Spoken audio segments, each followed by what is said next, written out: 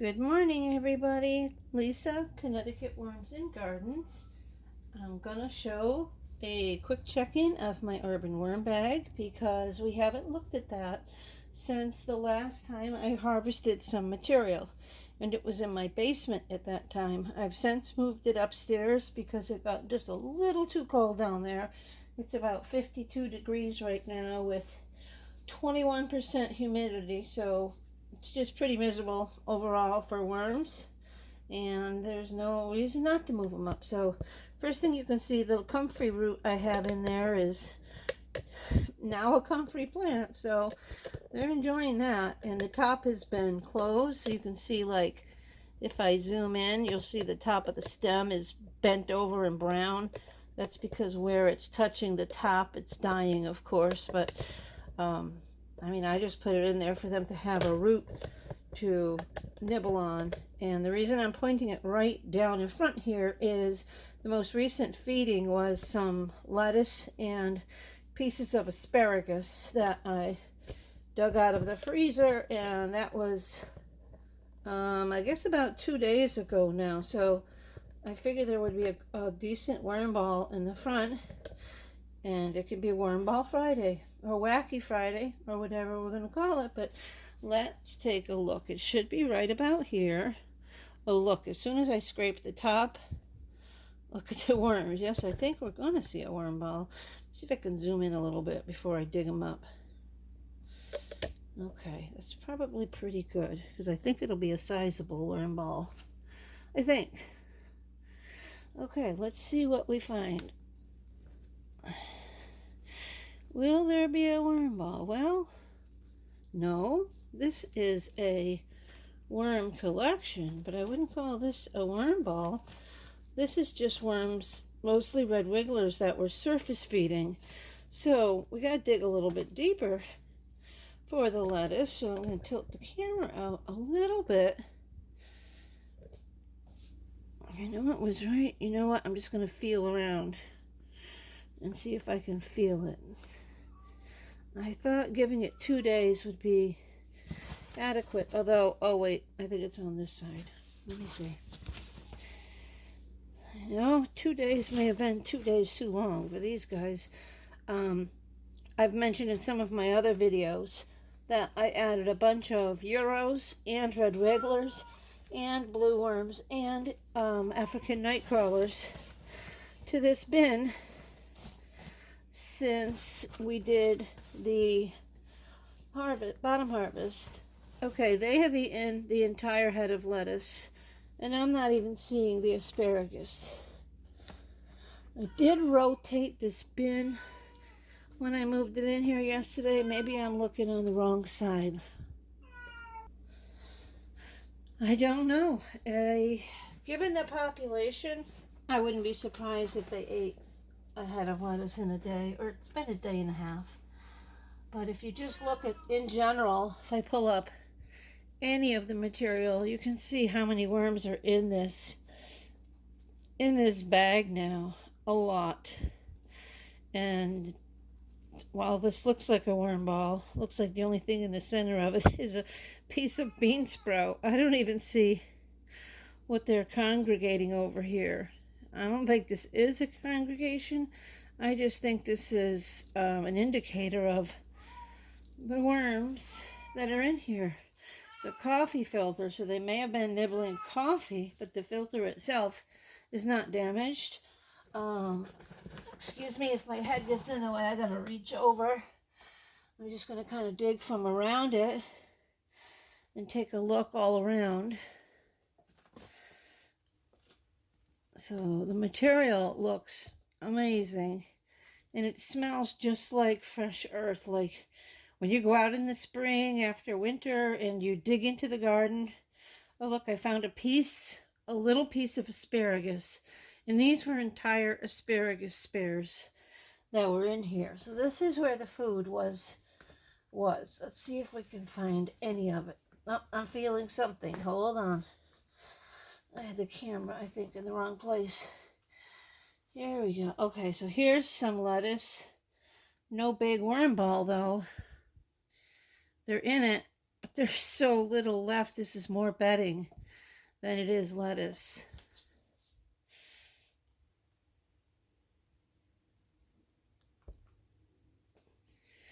Wow. So they had it was two giant, like the romaine lettuce hearts. Excuse me. The organic romaine lettuce hearts. You know how they go bad so quickly. And there was a package of asparagus also that got the funk. So see all kinds of different worms in here. This has every worm I own now is in here. And I've been adding the babies of different bins, not adults, so there's a lot of growing up to do in here. Of course, there's a Jack and the Beanstalk bean sprout in here, as always, which I always just crunch up and add back. Let's just dig down a little bit deeper and see if there's anything.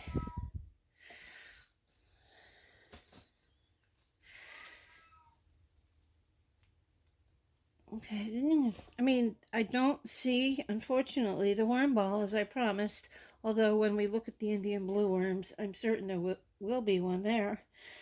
Because they have, I figured, a day and a half, they would have found their way to the lettuce nicely by then. But apparently they found their way, devoured it, and are on to other things. And again, I'll just show you some of the contents.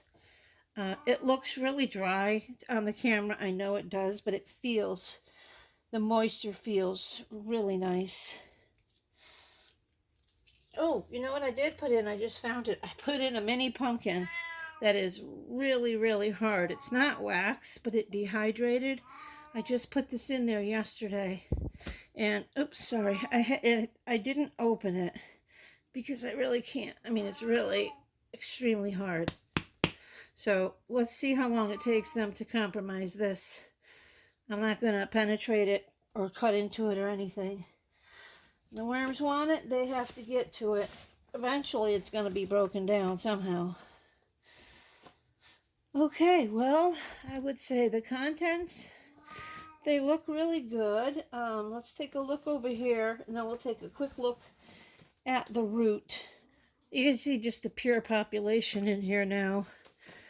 These bean sprouts or bean pods I added just yesterday, and this is one of my favorite sources of bedding because they eat these outer shells from the dried soup beans, and then when the beans break open, as in these, one of two things happen. They either go mushy and the worms devour the mushy beans, or they sprout, and then I crunch them up and throw them back in. So you've got the outer pod that serves as a carbon-based bedding, and these are some of the stems.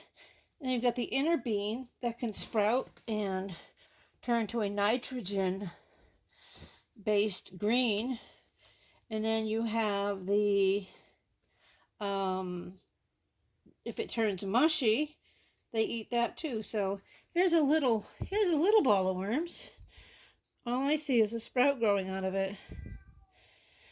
So with this population now, I'm going to really have to increase my food. If they ate 2 heads of lettuce and a packet of asparagus in a day and a half, I'm going to have to up my ante here.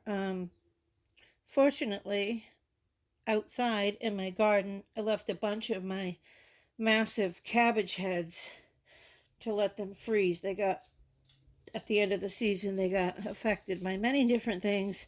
So I just left them in the ground to freeze, and I can go out there. Here, we'll put these guys on the pumpkin, so maybe go find it and try to get into it. So I can go out there and snap those off and bring them in. Oh, here's one of the Brussels sprouts. These I put in all of my bins the other day, and I'm sort of regretting it because my house smells like rotten Brussels sprouts, and none of the worms seem to be touching them yet, and they were frozen. My mistake may have been that I didn't cut them up at all, but I think maybe, oh, that stinks. Oh, good Lord. Maybe they just need longer. It's not something I buy very often, so therefore I don't feed it very often, so I'm not sure. Here's another, just, it's a little collection of worms, but it's not over anything in particular. It's just simply the high population of this bin now.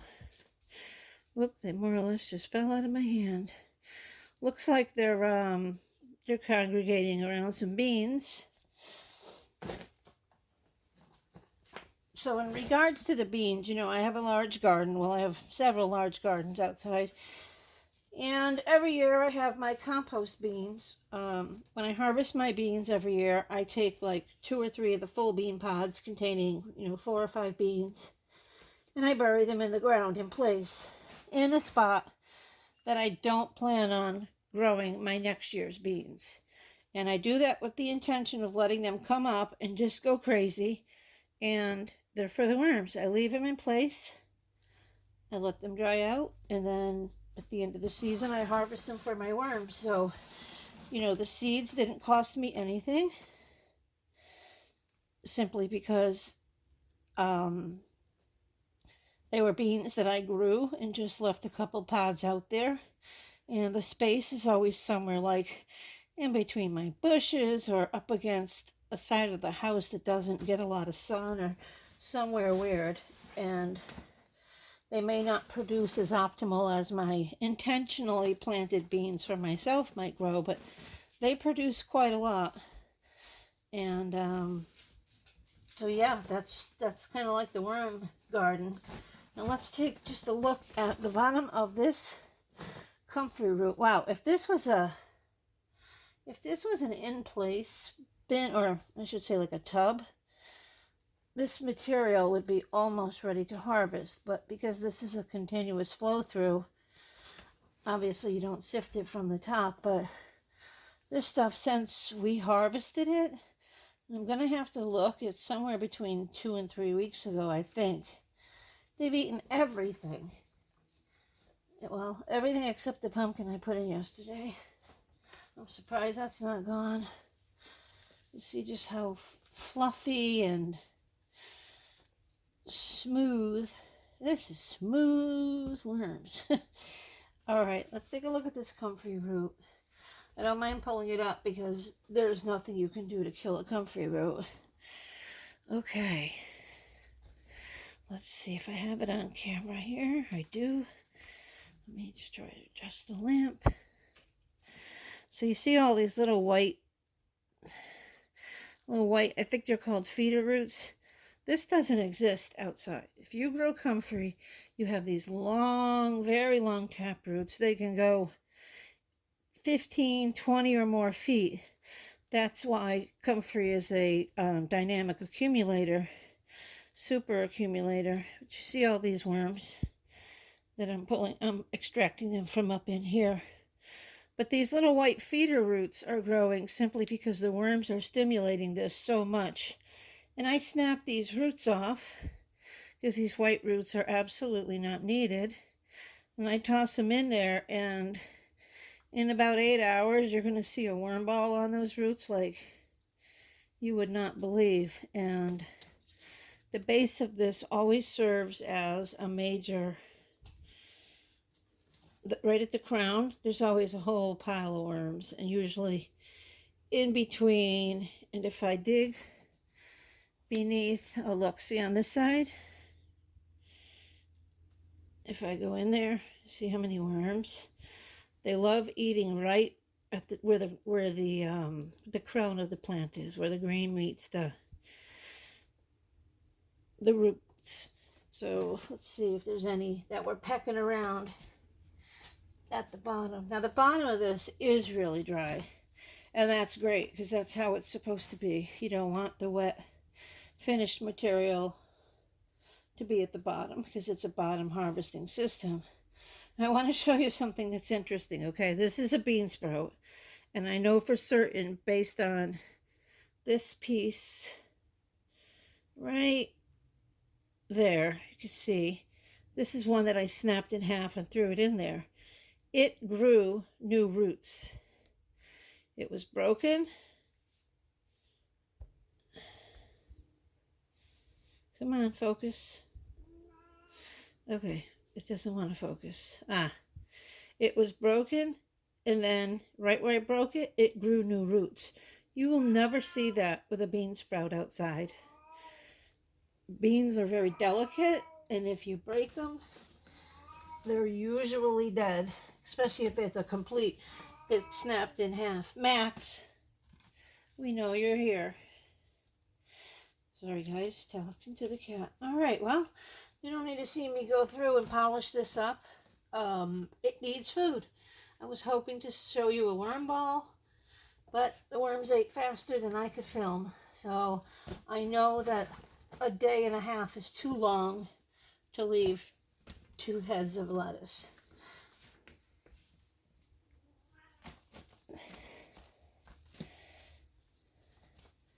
And yeah, you can see how the population, and these are mostly young worms, how the population has really been increased in here. So as these worms mature and start to reproduce themselves, this bin is going to be exploding. I'm going to be feeding them 50 pounds a day. Well, I hope not, because then we're going to have a problem. But I'm going to get this to the point where I can harvest from the bottom once a week. That is my goal. And with enough worms, it can be done. And that's why I put 4 kinds of worms. Well, technically 5, because there's 2 kinds of red wigglers in here. I figure there's worms that can work at every level of the bin, and worms that love every type of food I might have on hand. And some that are super munchers, other that are super reproducers, and I thought this worm bag can turn into a daily continuous flow through system. So, all right guys, well, that's it. I'm going to find some food. We have an extreme cold front here in Connecticut. The wind chills tonight and into tomorrow, lasting throughout tomorrow, are 15 to 20 below zero. So I'm going to go out right now while there is a touch of sun out there and snap off some of the giant cabbages, and I may take just a still shot of that to show you in here. When I say giant cabbage, I'm not even sure one will fit in here, but I'm going to add the whole thing to it. I don't need to pre-freeze it because we've been below zero, so it's frozen. Okay, well, until the next video, stay safe, stay healthy, stay warm, stay happy, and please give a thumbs up if you enjoyed this video, and any shares of my channel with anyone you think that would like it would be greatly appreciated. Bye-bye, guys.